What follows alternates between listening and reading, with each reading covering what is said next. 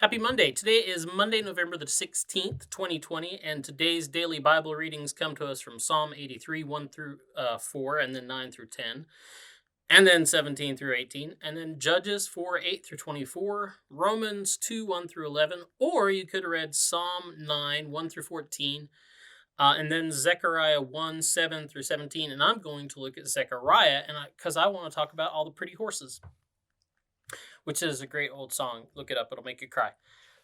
So Zechariah has this line in this passage, which starts with verse 8, is where I'm going to start. And it says, "In the night I saw a man riding on a red horse. He was standing among the myrtle trees in the glen, and behind him were red, sorrel, and white horses." Now, if this sounds familiar to you, and it probably might to a lot of Christians, because not necessarily because they've read the Old Testament very much, unfortunately, but because we tend to be more familiar with things that have been extracted from Revelation, the book of Revelation, which is at the end of the New Testament. And notice I say that we're familiar with things that have been extracted from it because in my experience, I run into a lot of people that while they're familiar with the book, they've not actually even read Revelation, the book of Revelation.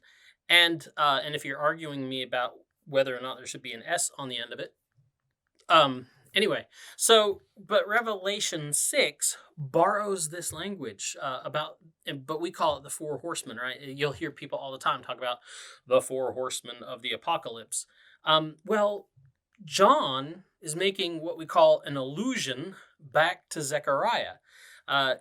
It's one prophet in conversation with another, and John expects us to understand that. He expects us to know that, except we don't, because we want to rush off and read the end of the book without reading everything that came before it.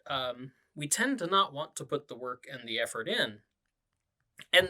But see, that's the problem. The book of Revelation isn't just off on its own.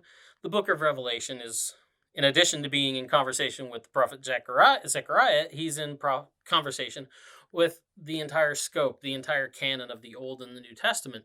And so that's why a lot of times people come up and they'll never have studied the Bible before, and they'll come to me as a pastor and want to do a Bible study, and I'm like, great, where do you want to start? And they'll say, pretty often, the book of Revelation.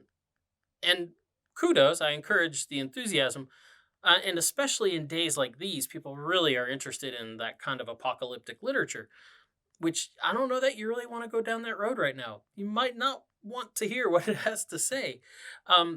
But a lot of times what I'll say to them is like, great, can we start in Genesis and work our way to it? Or at least the Gospels. So that's what all these pretty little horses are about. Now, having said that, there is a difference, however, in what's going on between Zechariah's horses and John's horses in Revelation.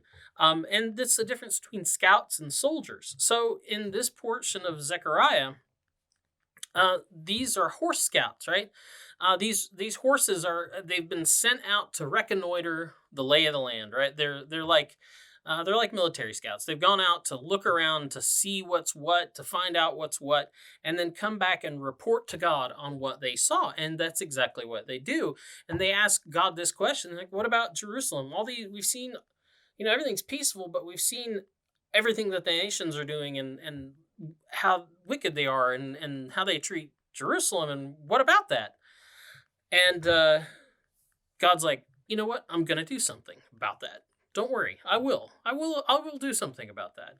Well, in John's version, when John talks about these horses, they're more like light cavalry, and they are the ones that are sent out to when God has decided to do something about it. They're sent out to do something about the wickedness of the nations. And so that's the difference. And like I said, John is in conversation with Zechariah. He's not ignorant of what Zechariah already did. He's borrowing that language for a purpose. And Zechariah has a purpose in what he's saying. And you best read up on it. So anyway, that's the DBR for today. Have a good day, and we'll see you tomorrow. Boop.